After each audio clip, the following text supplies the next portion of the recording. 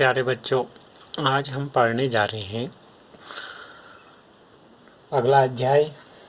कक्षा 9 में भी, कक्षा 10 में भी तीसरा अध्याय जो है कक्षा 9 में है 2 चरों वाला रैखिक समीकरण, और कक्षा 10 में है 2 चरों वाले रैखिक समीकरण युग्म।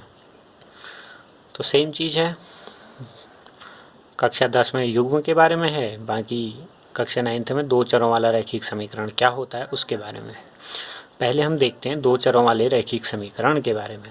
अब चर राशि क्या होते हैं हमने बहुपद वाले चैप्टर में भी बताया था, और कक्षा 6, 7, 8 में भी पढ़ा है।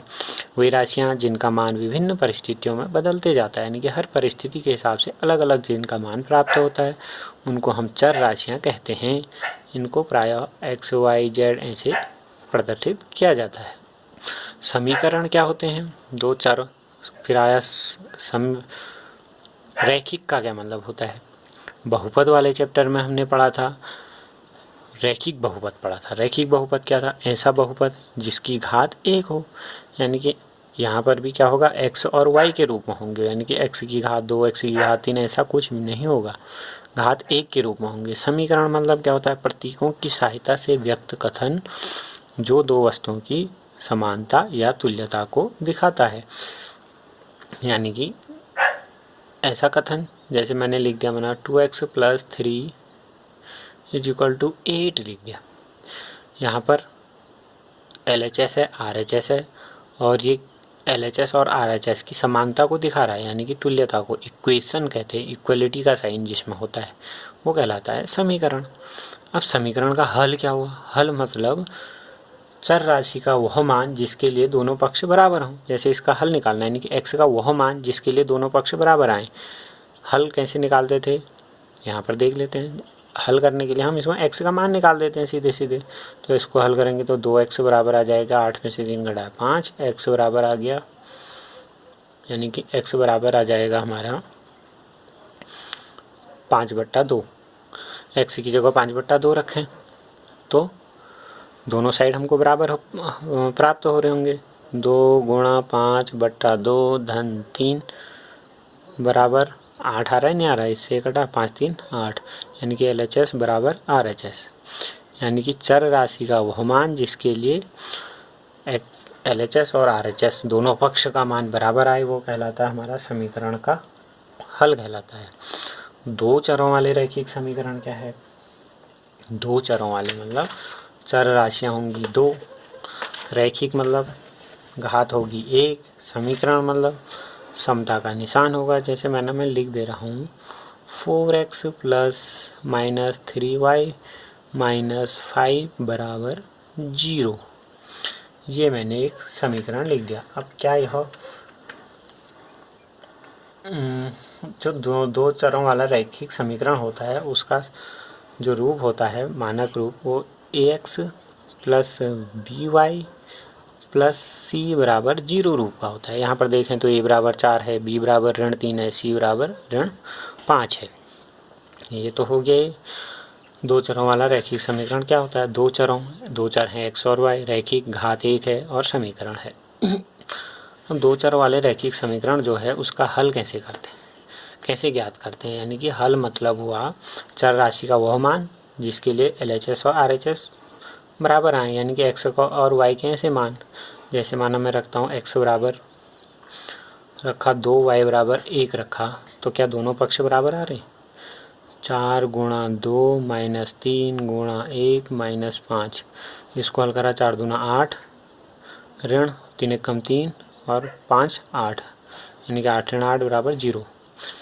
LHS का मान 0 आया, RHS भी 0 था, यानी कि इसका 2,1 इसका हल हुआ, यानी कि x बराबर 2 और y बराबर 1 इसका एक हल हुआ।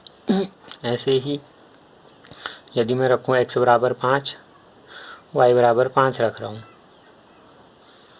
देखें तो 4 पंजे 4 × 5 - 3 × 5 ऋण 5, इसको हल करा हमने, यह आ गया 4 पंजे 20 माइनस 5 या 15 - 5, ये हो गया 20 - 20, 20 - 20 = 0, यानी कि RHS 0 था, यानी कि 5,5 भी इसका एक हल है। x बराबर 5 और y बराबर 5 भी इसका हल है, x बराबर 2 y बराबर 1 भी इसका हल है। इसके हल कितने होंगे? दो चरों वाला जो रैखिक समीकरण होता है उसके अपरिमित रूप से अनेक हल होते हैं, यानी कि बहुत सारे इसके हल हमको प्राप्त होंगे।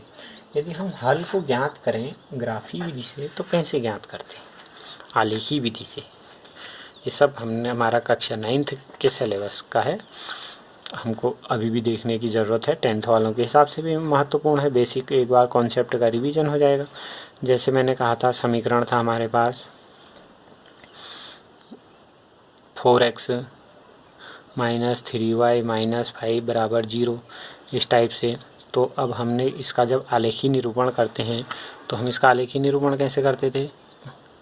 आलेखी निरूपण करने के लिए हम करते हैं इस समीकरण x के मान रखते गए और y के मान प्राप्त करते गए। यदि हम x बराबर 2 रखें तो y बराबर हमको 1 प्राप्त होगा। रख के देख लेते हैं। x की जो जगह 2 रखा तो ये हो जाएगा 4 दूना 8 माइनस 3y माइनस 5 बराबर 0 माइनस 3y बराबर 8 में से 5 घटाया 3, वो 3 इधर जाके ऋण 3 हो गया, माइनस से माइनस कटा, y बराबर 1। यानी कि जब हम x बराबर 2 रखा y बराबर 1, ऐसे x बराबर 5 रखा y बराबर 5 आएगा। आलेखी निरूपण में इन बिंदुओं को दिखा देते हैं। x बराबर 2 y बराबर 1 कहाँ पर आएगा? x बराबर 2 1 2 y बराबर 1, ये x अक्ष होता है x एक्स डैश, और ये y अक्ष होता है y डैश। 2,1 कहाँ आया? 1 2 2,1 ये बिंदु हुआ। 5,5 1 2 3 4 5 और y का 5 1 2 3 4 5 इस छेद में, यानी कि 1 2 3 4 5 1 2 3 4 5 इस छेद मारा कहीं पर, यहाँ पर इन बिंदुओं से होकर रेखा जो जाएगी ऐसे, इसके ग्राफ पेपर में सही बनेगा इस टाइप से। तो अब इसके हल क्या हुए? प्रत्येक बिंदु, जैसे हम ये बिंदु देखेंगे इसका जो x निर्देशांक y निर्देशांक जो होगा वो भी इसका हल होगा। यहाँ पर देख लें x निर्देशांक y निर्देशांक जो होगा वो भी उसका हल होगा। यानी कि दो चर वाला हमारे पास रैखिक समीकरण है, उसका हमने हल ज्ञात। यदि हमको आलेख दिया है तब हल बताओ कह रहा है तो हम कोई भी बिंदु के x निर्देशांक और y निर्देशांक देख लेंगे, और बिना आलेख के हल निकालो कह रहा है तो हम x का मान रखेंगे कुछ भी और y का जो मान प्राप्त होगा वो उसका हल हो जाएगा। ये इस टाइप से है दो चरों वाला रैखिक समीकरण युग्म के